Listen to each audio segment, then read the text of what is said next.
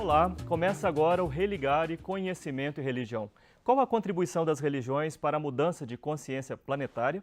No programa de hoje eu converso com o professor Afonso Murad. Ele é religioso da Congregação dos Irmãos Maristas, doutor em Teologia pela Pontifícia Universidade Gregoriana e professor na FAGE, a Faculdade Jesuíta de Filosofia e Teologia de Belo Horizonte. Irmão Murad é o organizador do livro Ecoteologia, o Mosaico, obra que reúne várias reflexões sobre ecologia, religião e consciência planetária.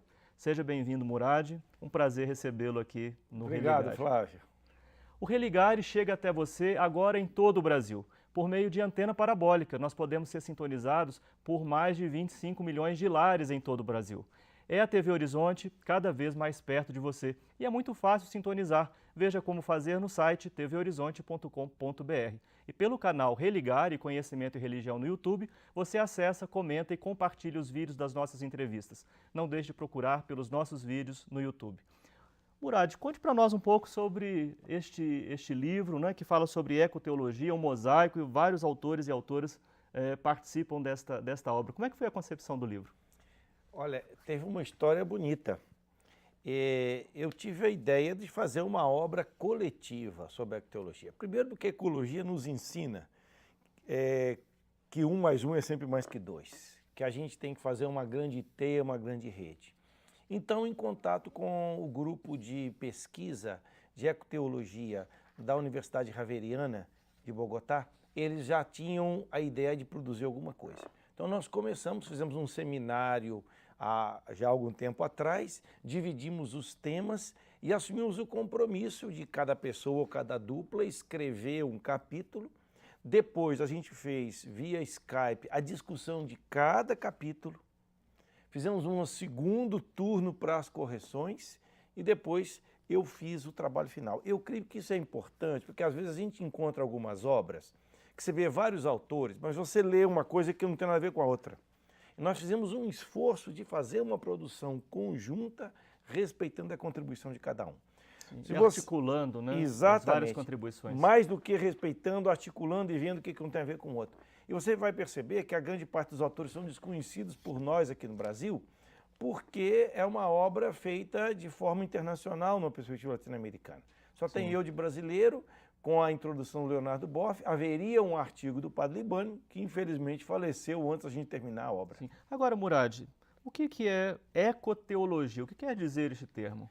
A ecoteologia é uma corrente teológica contemporânea, como são a teologia feminista, a teologia da libertação, a teologia de gênero, a teologia gay. É uma corrente teológica que se coloca a seguinte pergunta: o que a teologia cristã, o que a fé cristã, no diálogo com as outras igrejas que constituem o cristianismo e outras religiões, pode contribuir para que o nosso planeta seja sustentável, para que a vida continue no nosso planeta? Então essa é uma pergunta que vai movendo a prática e a reflexão teológica também. E como pode se dar esta relação entre teologia e ecologia? Olha, essa relação se dá de muitas maneiras. Se dá primeiro num nível muito prático, quando você tem pessoas e grupos cristãos que atuam com outros na causa socioambiental. Ali é aquele diálogo concreto que flui. Por exemplo, nós temos hoje no Brasil muitas pessoas que estão comprometidas com as comunidades atingidas pela mineração. Aqui pertinho de nós tivemos essa tragédia, esse crime ambiental horrível que até hoje tem repercussões em Minas e no Espírito Santo, e a gente tem um grupo de cristãos especificamente, você está aí com a obra na Sim. mão sobre igreja e mineração, que reflete sobre isso, utilizando categorias da sociologia, da antropologia, da ecologia, e faz uma reflexão à luz da fé. Então você tem um diálogo concreto que é prático. São pessoas, sejam cristãs ou não, que atuam em defesa da sustentabilidade e que naturalmente vão compartilhando suas crenças, suas esperanças. E depois você tem aquele nível que é da reflexão teológica propriamente dita, em que a gente precisa de ter o respaldo e a reflexão de quem pensa a ecologia. Então, você tem ecólogos, o pessoal da engenharia ambiental, da geografia ambiental. Então, eu próprio fiz essa experiência. Durante 2 anos, eu fiz um MBA em Gestão e Tecnologias Ambientais na USP. Para mim, foi uma coisa extraordinária, porque eu aprendi um monte de conceitos, de categorias, de análises que me ajudaram como teólogo. Então, para nós é fundamental na ecoteologia esse diálogo interdisciplinar e transdisciplinar com as chamadas ciências ambientais, para depois vir aquela pergunta, o que a nossa fé tem a dizer sobre isso? Essas são disciplinas, e quais são os temas que abordam a ecoteologia? Rapaz, o tema da ecoteologia é muita coisa. É muito amplo. Você tem, dentro da ecoteologia, um setor que é a releitura da Bíblia na perspectiva da sustentabilidade. Que a pergunta é o seguinte, qual é a participação dos outros seres no projeto criador e salvador de Deus? Como que esse olhar que inclui as plantas, o ambiente, os animais, faz a gente descobrir na Bíblia coisas que a gente lia e não percebia, né? Outro dia eu estava lendo um salmo que dizia, Deus salva os homens e os animais. Eu falei, a gente nunca tinha percebido isso, né? Que o tema da salvação aí não é a salvação só do céu, né? É o resgate, é a vida plena. Então você tem um horizonte que é da Bíblia. Depois, você tem o outro horizonte que é da ética. Daí você tem um diálogo com a bioética, com outras ciências ambientais. E você tem um nível específico que é do que a gente chama da teologia sistemática. Então você imagina o que é pensar a reflexão sobre o Deus unitrino, que nós chamamos de trindade, à luz da ecologia. Então, como pensar a relação entre a biodiversidade e a teodiversidade, a diversidade em Deus. Então, a ecoteologia tem uma área enorme para crescer ainda. O Papa Francisco tem colaborado nesse debate, né? A encíclica Laudato Si, né, dá um grande ânimo para todas as pessoas que estão envolvidas com este tema. Enorme, enorme. Olha, para nós da ecoteologia, a encíclica do Papa foi assim, primeiro uma confirmação daquilo que a gente já estava trabalhando e depois abriu perspectivas enormes. É uma coisa interessante e também estranha que a Laudato Si tem encontrado mais repercussão fora da Igreja Católica, com cientistas, com pesquisadores, com pessoas engajadas na questão socioambiental, do que dentro da igreja mesmo. Então, é um documento belíssimo. Cada vez que eu retomo, e agora estou fazendo uma reflexão sobre o tema da ecologia integral no Laudato Si, que nos entusiasma. Nós temos uma obra, né, que é essa aqui, coordenada por mim e pelo Frei Sinivaldo, com 17 autores, que toma diferentes temas da Laudato Si. E tem se produzido coisa no mundo inteiro, em várias línguas, sobre isso. Sim, que é o livro Cuidar da Casa Comum. Murad, essa temática, né, da contribuição, por exemplo, do Papa Francisco, ela pode ser percebida também em outras religiões? É possível observar outras religiões com esta mesma preocupação? Nós nunca, num dos capítulos do livro da ecoteologia, a gente faz um panorama, são 2 autores colombianos, sobre o tema da ecologia, chamada ecoespiritualidade ecumênica e macroecumênica.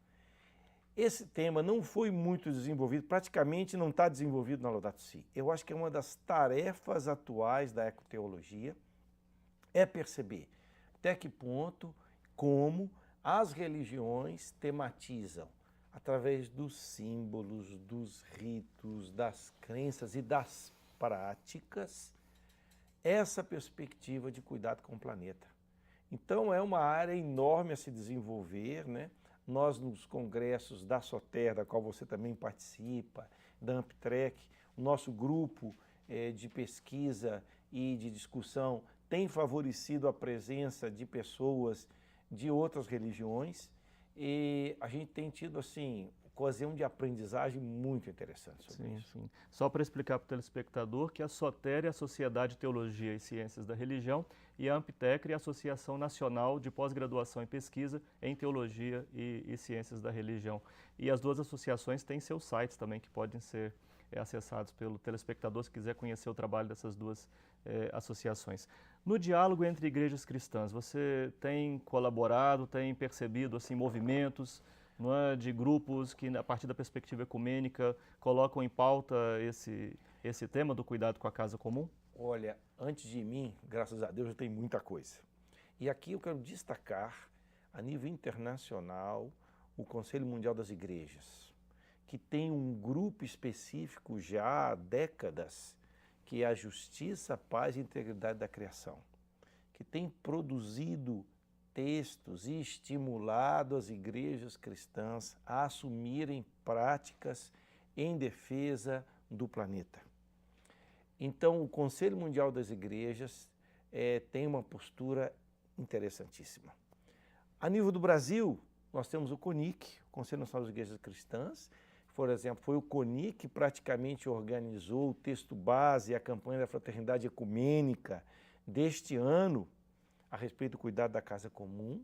Em 2016 foi esse o tema. Isso. Não? Então, há iniciativas ecumênicas muito fortes nesse aspecto do cuidado da casa comum, na pesquisa bíblica.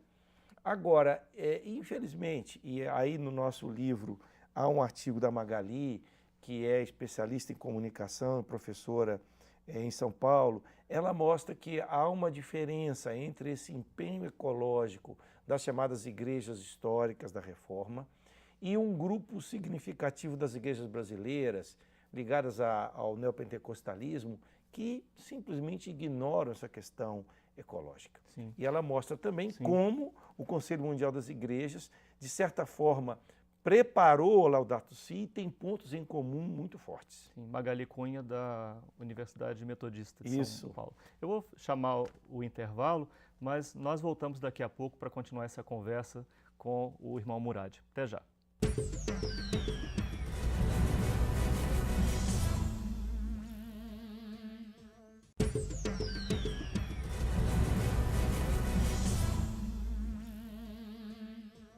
Estamos de volta com Religare, Conhecimento e Religião, agora para todo o Brasil por meio do novo sinal em antenas parabólicas. Espalhe esta notícia e veja como sintonizar em nosso site tvhorizonte.com.br. Hoje eu converso com o teólogo Afonso Murad, ele é professor na FAGE, a Faculdade Jesuíta de Filosofia e Teologia, em Belo Horizonte. A nossa conversa é sobre ecoteologia, religião e consciência planetária. Murad, o que a gente pode chamar de consciência planetária? Não é? O que quer dizer, não é, esse desafio, né, essa expressão? Tão bonita, ela é ao mesmo tempo uma realidade e um ideal a conquistar. A consciência planetária é fundamentalmente essa consciência de que nós, seres humanos, somos parte da Terra e somos responsáveis para que essa Terra continue habitável. E que hoje, cada vez mais, o mundo é um só. As fronteiras geográficas, culturais vão se rompendo. Isso faz com que a gente tenha uma preocupação não só com a nossa realidade local, mas a partir dessa realidade local entender que nós temos um destino comum, que nós todos habitamos o que se chama a casa comum, que é o nosso planeta. Bom, o debate de fundo é o debate sobre a questão ecológica, né? E você defende três vertentes, né, na perspectiva ecológica. Explica um pouco para a gente sobre essas vertentes que você entende. Isso foi uma classificação que eu fiz, a partir do que eu fui estudando. Então eu digo que a ecologia, ela é um saber, uma ciência, e a ciência que estuda, como diz Fritjof Capra, sobre a relação, a interdependência de todos os seres que habitam a nossa casa comum, ou seja, os seres chamados abióticos, que não têm vida, mas são fundamentais para a vida acontecer, que é o ar, o solo, a água, a energia do sol, e os seres bióticos, seres vivos, desde aqueles mais elementares, os micro-organismos como bactérias, algas e fungos, passando pelas plantas, desde a graminha até as grandes árvores da Amazônia, e os seres vivos, animais, desde os insetos até os mamíferos, os chamados mamíferos superiores, os primatas e nós, os seres humanos. Então, a ecologia e as ciências ambientais hoje são uma grande área do saber que tem se desenvolvido muito. Depois, eu mostro que a ecologia não é somente um saber, é um grupo de pessoas e de movimentos e de associações do mundo inteiro que se empenham para que a vida continue pulsando no nosso planeta, na sustentabilidade. Então, há uma dimensão ética e prática básica na ecologia. E a terceira distinção que eu faço é que esse empenho na luta na defesa do planeta acaba mudando a nossa cabeça, o nosso jeito de entender a relação do ser humano com as outras criaturas, com os outros seres. É aquilo que se diz que a ecologia se transformou num paradigma, ou seja, um modelo de compreensão que critica o antropocentrismo, aquela ideia de que o ser humano é o reizinho, que está no centro de tudo, que todos os outros seres são coisas ou são objetos a serviço do humano, para uma perspectiva relacional. Nós estamos no centro, sim, mas não sozinhos. Estamos em relação de interdependência com os outros seres. Então, as três vertentes são ciência, prática e paradigma. Isso. O Leonardo Boff fala em 4 vertentes, não é? O que vocês aí diferem? Eu penso que são formas didáticas de abordar. O Leonardo vai distinguir entre a ecologia superficial e a ecologia profunda, entre a ecologia que ele fala que é um ramo da ciência do que ele chama do saber dos saberes. Então eu penso que são formas didáticas de abordar a mesma questão. Eu tenho uma admiração profunda pelo Leonardo, eu me sinto discípulo dele em todo o caminho que ele fez e realmente é um homem que deixa para a humanidade uma contribuição extraordinária nesse sentido de perceber que há uma relação profunda entre a ecologia e a causa da defesa da humanidade, principalmente dos mais pobres. Vamos falar em sustentabilidade, aliás, nós estamos também falando disso o tempo todo, né? Quais são os desafios para a sustentabilidade, uma cultura da sustentabilidade? Rapaz, isso aqui parece vários programas. Eu quero destacar... Esse é só o primeiro, então. Eu quero destacar algumas aqui. Primeiro, me parece que é a criação dessa nova mentalidade, a começar com as crianças, os adolescentes, que é essa perspectiva de que nós somos responsáveis pela continuidade da vida do planeta. Então, essa cultura do cuidado, que precisa ser cultivada cada vez mais na educação formal, nos espaços humanos, na mídia e também nas igrejas cristãs e nas religiões. Então, à medida que a gente tem esse novo olhar, eu diria, de reconquista do encantamento, de que os outros seres não são coisas, são outros que merecem ser respeitados. Então, esse é um grande desafio. Outro, concreto, é traduzir cada vez mais a sustentabilidade em atitudes pessoais, em gestos comunitários e em posturas institucionais. Você me falava no intervalo que vocês estão renovando a cadeira do programa, que em vez de comprar uma cadeira nova, mandaram reciclar a cadeira. Sim, exatamente. Pois quer dizer, esse é um gesto pequeno, mas traduz uma nova mentalidade. Então aí nós temos aqui grandes desafios, que é, por exemplo, toda a nossa visão sobre resíduos, sobre lixo. Só se você, telespectador, experimente na sua cidade, no aterro sanitário da sua cidade. É de assustar a gente ver a quantidade de resíduo que nós geramos. Então, tem toda uma política de reduzir a geração de resíduos, da gente consumir aquilo que a gente precisa e não mais do que isso. E aí se coloca o principal desafio, que é repensar o sistema todo do nosso planeta de produção, exploração, produção, transporte, consumo, descarte e reciclagem dos produtos. E mais, a espiritualidade. Uma ecoespiritualidade que toque o nosso coração, que nos faça avançar, sermos mais evoluídos na nossa forma de nos relacionarmos com a gente mesmo, com Deus e com os outros. Um ponto que esse debate sempre, para o qual esse debate sempre aponta, é a ética do bem viver. Né? Tem sido muito trabalhado esse tema. O que você tem a nos dizer sobre essa ética do bem viver? Olha, né? a expressão bem viver na América Latina, ela foi tomada dos povos andinos. E os povos andinos têm uma perspectiva muito bonita. A gente não vive para trabalhar. A gente não vive para produzir e ter sucesso. A gente vive, está aqui nesse mundo, para construir junto com os outros seres, para florescer junto com os outros seres. Então isso faz com que a gente não tenha essa neura maluca de sempre ter sucesso, de sempre se querer o primeiro, de ter e ter coisas. É uma postura diferente da nossa maneira de nos relacionarmos com a gente mesmo. Então, você favorece relações humanas fortes, intensas, vínculos. Vínculos com as plantas, com os animais, cuidado com a água. Então, eu penso que esse tema do bem viver é extraordinário. E quem é que hoje não quer cultivar isso? Talvez falta coragem. Falta capacidade de renúncia em muita gente, mas esse desejo ele está implícito no coração humano hoje. Quer dizer, a gente cansou dessas coisas de, de consumo maluco, de experiências que se alternam umas às outras e a gente não aprende nada com elas. Então eu penso que o tema do bem viver é extraordinário. É um grande ideal para a humanidade hoje. Em uma palavra, como é que a gente associa ecologia, sustentabilidade, consciência planetária e bem viver? Para a gente concluir o programa.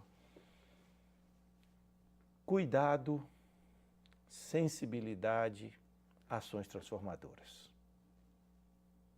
Dessa forma a gente articula todos esses elementos da ecoteologia. Eu penso. E uma espiritualidade a serviço da vida em toda a sua extensão. Sim.